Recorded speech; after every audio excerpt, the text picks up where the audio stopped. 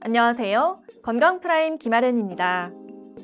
우리 몸은 태어날 때부터 생식의 기능을 하기 위한 장기가 만들어집니다. 그중 남성의 고환은 정자와 남성 호르몬을 생산하는 기관으로 중요한 역할을 하는데요.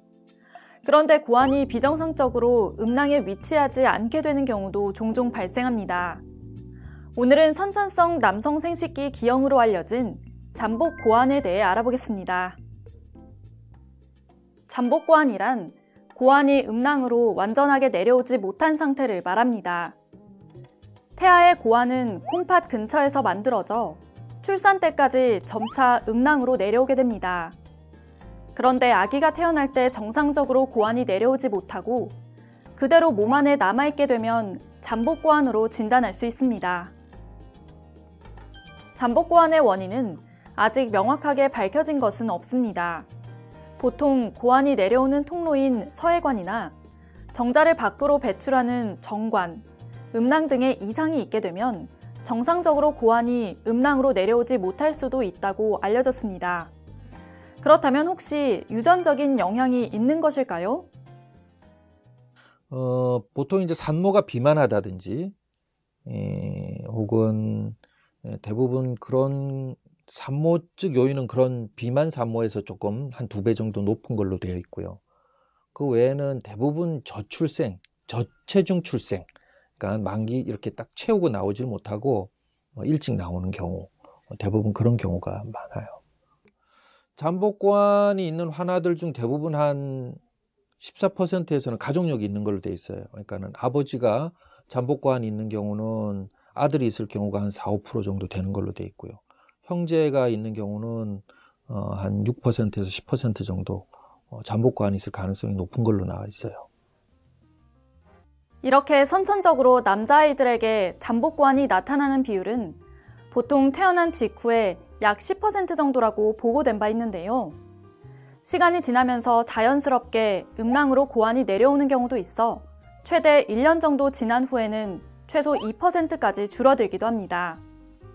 따라서 신생아가 태어난 후로부터 3에서 6개월까지는 면밀히 관찰해야 합니다. 이제 잠복고환에 관련된 몇 가지 궁금증들을 살펴볼까요? 첫째, 잠복고환은 육안으로 확인이 가능한가요? 잠복고환은 정확히 외관상으로 진단할 수 없습니다. 때문에 추가 검사를 진행하게 되는데요. 우선 신체 검사를 통해 잠복고환의 위치를 확인하고 고환이 만져지지 않는다면 초음파 검사를 통해 고환의 위치를 찾아냅니다. 이후 고환의 위치에 따라 적절한 수술적 치료를 하게 됩니다. 둘째, 잠복고환을 치료하지 않고 그대로 놔둬도 괜찮은가요? 그렇지 않습니다. 여러 논문 등에 따르면 잠복고환인 경우 정상인에 비해 고환암에 걸릴 확률이 5배 정도 높다고 알려졌습니다.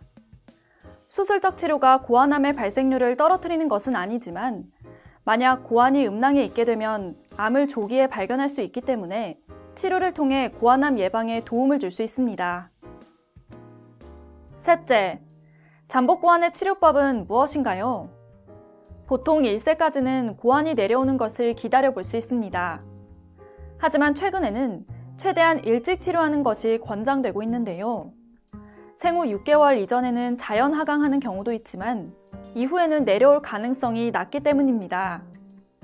치료법으로는 주로 음낭에 고환 주머니를 만들어 고환을 음낭에 내려준 후에 고정하는 방법이 시행됩니다. 그다음에 호르몬 영향이 있기 때문에 호르몬적으로 영향을 미칠 만한 요즘 살충제라든지 이런 화학 물질들은 좀 피하시는 게 좋겠죠. 그리고 저출생 출산이 안 되도록 주의하시는 게 중요하겠죠. 예전에는 관심이 없이 혹은 아기들 이제 고환을 만지고 하는 게 이제 좀 성적인 문제가 되고 하기 때문에 놓치는 경우도 있어요. 그러면은 나이가 들고 고환을 놓치는 경우가 있는데 그렇게 되면은 이제 고환암이 발생한다든지 불임이 발생하는 일이 있죠. 그래서 아기가 출산했을 때 주의 깊게 좀 보는 게 중요하다고 볼 수 있겠습니다.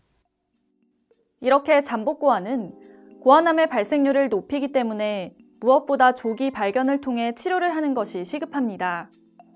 따라서 신생아가 있는 부모라면 아이의 생식기에 주의 깊게 관심을 갖고 이상이 없는지 확인해 보는 것이 중요합니다. 지금까지 건강프라임 김아련이었습니다.